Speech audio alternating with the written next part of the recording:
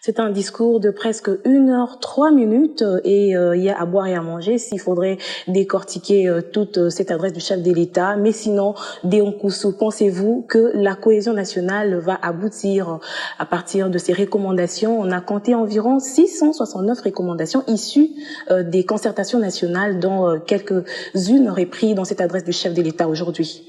Je pense que ce qu'il faudrait mettre ici en évidence, c'est la volonté du président de la République de donner une réponse à toutes ces recommandations. C'est ça qui est une innovation et c'est quelque chose qui va quand même changer de ce que nous avons vécu jusqu'à présent. C'est cette détermination. Et moi, je retiens surtout la lutte contre la corruption. Vous savez, c'est comme si on construisait... Ce n'est pas la première fois que l'on annonce des mesures fortes par rapport à la corruption. C'est comme si on construisait jusqu'à présent sur du sable.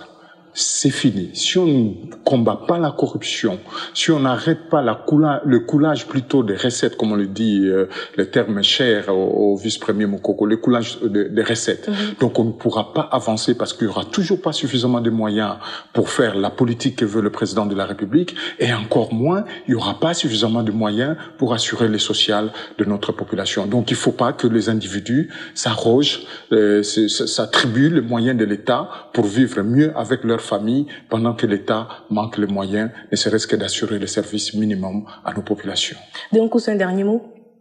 Je pense que aujourd'hui, au moment où les lampions se sont éteints, donc sur les concertations, et aujourd'hui nous avons eu les congrès, il faudrait beaucoup prier pour que le Congo puisse s'en sortir, que nous ayons cette vraie cohésion nationale et que surtout la guerre s'arrête parce que le Congo a les moyens, a les potentialités d'aller de l'avant et être le moteur que tout le monde attend dans ces pays. Mais je voudrais ici aussi souligner le fait que le président de la République ait lui-même dit qu'il va travailler pour que les corps, évidemment, avec l'accord de famille, le corps de Moïse Tshombe et de Mobutu reviennent, ça aussi, ce sont des raisons valables. Ce sont des signaux forts par rapport à la cohésion nationale. Évidemment, pour la cohésion Merci d'avoir répondu à notre invitation. Je rappelle que tout à l'heure sur B1, il y aura une autre édition spéciale consacrée à cette actualité avec des invités et des présentateurs, vous le savez, avec un autre documentaire qui va